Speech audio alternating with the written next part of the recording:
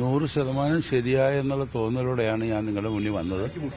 ഇപ്പോഴും ആ തീരുമാനത്തിന് ഒരു 100% ശരിയാണ് എന്ന് വിശ്വസിക്കുന്നു. പാർട്ടി ഇപ്പോൾ ഒരു നല്ല ഇതുപോലെ സാധാരണ തെരഞ്ഞെടുപ്പ് സമയത്തൊക്കെ എം ജെ ജോബ് കോൺഗ്രസിന് വേണ്ടിയിട്ട് ഭയങ്കര തിരക്കിലായിരിക്കും. അതെ, ആ ഒരു മാനസിക വിഷമം എന്തായാലും സ്വാഭാവികമായിട്ടും ഉള്ളിലുണ്ടാവുമല്ലോ. പെട്ടെന്ന് അങ്ങനെ ഉണ്ടാകുന്നില്ലല്ലോ. ഞാൻ ഇന്നലെ BJPയുടെ സംസ്ഥാന അധ്യക്ഷൻ എന്നെ ക്ഷണിച്ചതിന്റെ അടിസ്ഥാനത്തിൽ ഞാൻ തിരുവനന്തപുരത്ത് ചെന്നു. അദ്ദേഹത്തിന് മെമ്പർഷിപ്പ് ഞാൻ സ്വീകരിച്ചു. ഇനി എന്റെ ദൌത്യം എന്ന് പറഞ്ഞാൽ BJPക്ക് വേണ്ടി എന്നാലാവുന്ന പ്രവർത്തനങ്ങൾ കാഴ്ചവെക്കുക എന്നുള്ളതാണ്.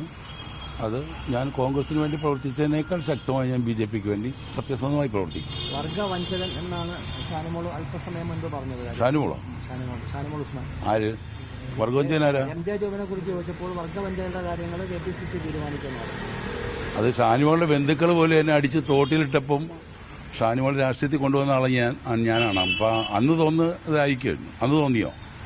ഷാനിമോൾ അങ്ങനെ പറഞ്ഞിട്ടുണ്ടെങ്കിൽ വർഗവഞ്ചന നടത്തിയത് ആരാന്നുള്ളത് അരുവിരുത്ത ജനങ്ങൾ തെളിയിക്കും. ഈ ഇലക്ഷന് മത്സരിക്കാനുള്ള അതായത് ഈ സീറ്റുകൾ ഇപ്പൊ BJPയുടെ സീറ്റുകൾ പ്രഖ്യാപിച്ചപ്പോൾ കുറെ സീറ്റുകൾ ഒഴിച്ചിട്ടുണ്ട്. അത് ഏതെങ്കിലും സീറ്റുകൾ ആരെങ്കിലും മത്സരിക്കും? അത് തീരുമാനമൊന്നും ആയിട്ടില്ല. BJPയുടെ സ്ഥാനാർത്ഥികളെ എനിക്ക് തോന്നുന്നത് ഇന്ന് വൈകുന്നേരത്തോടെ മുഴുവനായി പ്രഖ്യാപിക്കുമെന്നാണ് ഞാൻ അറിഞ്ഞത്.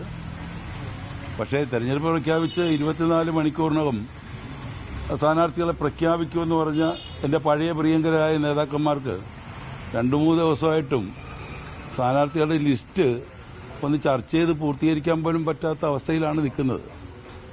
അപ്പോൾ അതിന് വളരെ ഞാനൊരു കാര്യം പറയാം. ഏതായാലും ഈ തെരഞ്ഞെടുപ്പ് കഴിയുമ്പോൾ കേരളത്തിലെ ബഹുമാന്യനായ പ്രതിപക്ഷ നേതാവ് പ്രിയങ്കരനായ KC വേണുഗോപാലിനെ ടെർമിനേറ്റർ എന്ന് വിളിക്കുമെന്നാണ് ഞാൻ പ്രതീക്ഷിക്കുന്നത്.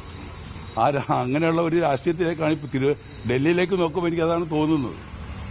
ഇതിപ്പോ ഈ ചർച്ചകളൊക്കെ തന്നെ നല്ല രീതിയിലാണ് നടന്നത് എന്നാണ് ഷാനിമോൾ പറയുന്നത്. രാഷ്ട്രീയ അത് ഷാനിമോൾക്ക് അറിയാത്തതുകൊണ്ടാണ്. നേരത്തെ ഈ പാർട്ടിക്കകത്ത് എന്ന് പറയാനായിട്ട് പരിമിതികളുണ്ടായിരുന്നു. ഇപ്പൊ പാർട്ടി വിട്ടുപോയി. എന്താണ് ഈ കോൺഗ്രസിനെ കുറിച്ച് ഇപ്പോഴത്തെ ഒരു സാഹചര്യത്തെ കുറിച്ച് പറയാനുള്ളത്?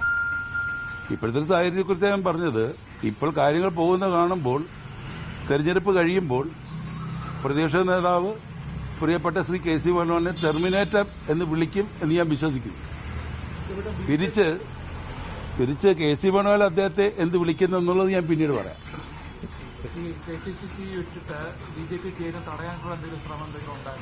എന്റെ നേതാക്കന്മാരെല്ലാം വിളിച്ചു. ഞാൻ വളരെ ആലോചിച്ച് ചിന്തിച്ച് എടുത്ത തീരുമാനമാണ്. കോൺഗ്രസിന്റെ ഇപ്പോഴത്തെ പോക്കിൽ മനംതൊന്നാണ് ഞാൻ ഈ പാർട്ടി വിടുന്നത് എന്ന് ഞാൻ പറഞ്ഞു.